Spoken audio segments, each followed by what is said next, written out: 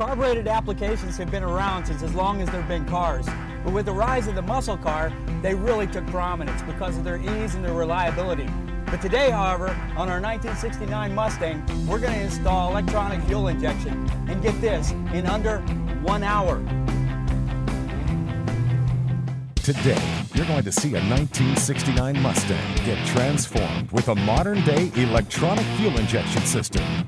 The Powerjection 3 from Professional Products, which we're going to install in less than 1 hour. If you love the idea of combining classic looks and today's technology, hold on to your seats.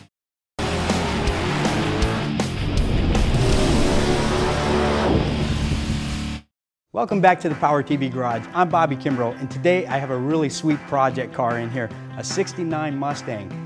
Now, unfortunately, I'm only going to have it here for about an hour because Professional Products crew tells me that's all it's going to take to install the Powerjection 3 electronic fuel injection. I'm having a difficult time believing that, so I brought my clock and we're going to put it on time.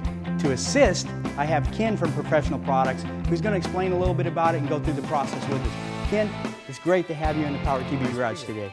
Can you tell me a little bit about the Powerjection 3 electronic fuel injection that we're going to be installing? The Powerjection 3 is an all-inclusive EFI system. What we've done is take our stage 1 EFI system we introduced last year at SEMA, which has the high flow EFI injectors, high pressure, standard throttle body, standard carburetor mounts, linkage, all the best parts about our Powerjection 1, and we've shrunk down the computer and mounted it onto the throttle body itself. So right now there's no external wires to run, and this is a minimal harness setup. And that's what really takes away from the installation time. Now, I'm an old guy, I know what I like to see, so I'm really stoked about this. I want to see it on, and I want to see it without all this computer gadgetry stuff. I just want a car that works and works well. So we're going to time you. I figure enough talking. Let's go get this thing on. Our team had 1 hour to install the Powerjection 3, and the clock has started ticking. All right, kid, I want to take a look at what we got here. It's got the identical linkage as a Holley carburetor. So if you've got your stock, throttle bracket set up, your return spring, none of that stuff has to be changed. The system includes the Powerjection 3 throttle body with integrated fuel injectors and EFI electronics, all of the necessary hardware, a small wiring harness, and the wideband O2 sensor, which allows the system to self-tune. Wiring is as simple as 3 wires: power, ground, and key on.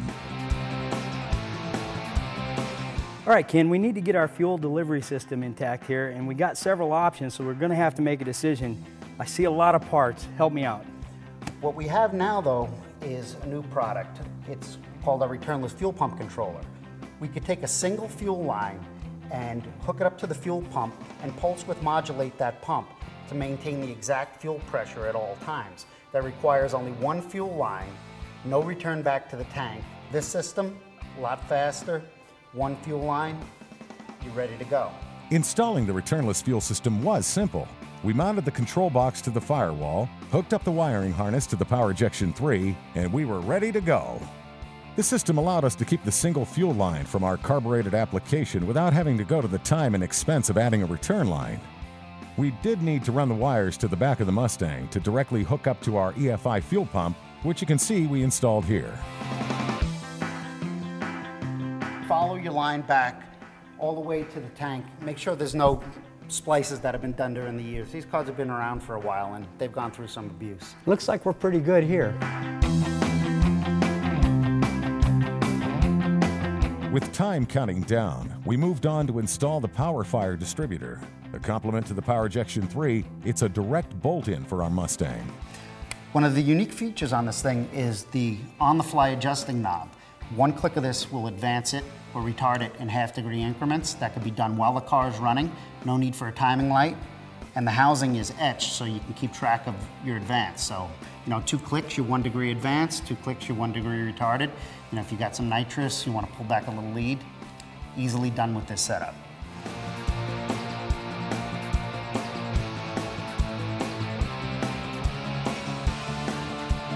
We installed the Powerfire, bolted down the cap and rotor, and hooked up our spark plug wires. Adjusting the timing at the distributor proved a simple task once the distributor was installed. All right, Ken, we're still on the clock. everything looks good to me here. Is there anything else left we need to do?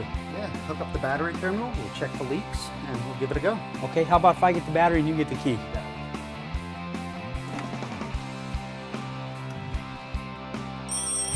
One hour on the nose. All right, Ken. We converted the Powerjection 3, turned the key, and fired our engine. Now with EFI in 60 minutes. Powerjection 3 is a self-learning system, and after our initial drive, the Mustang had great throttle response. We even did a nasty burnout right outside the shop. Not bad for an hour of work.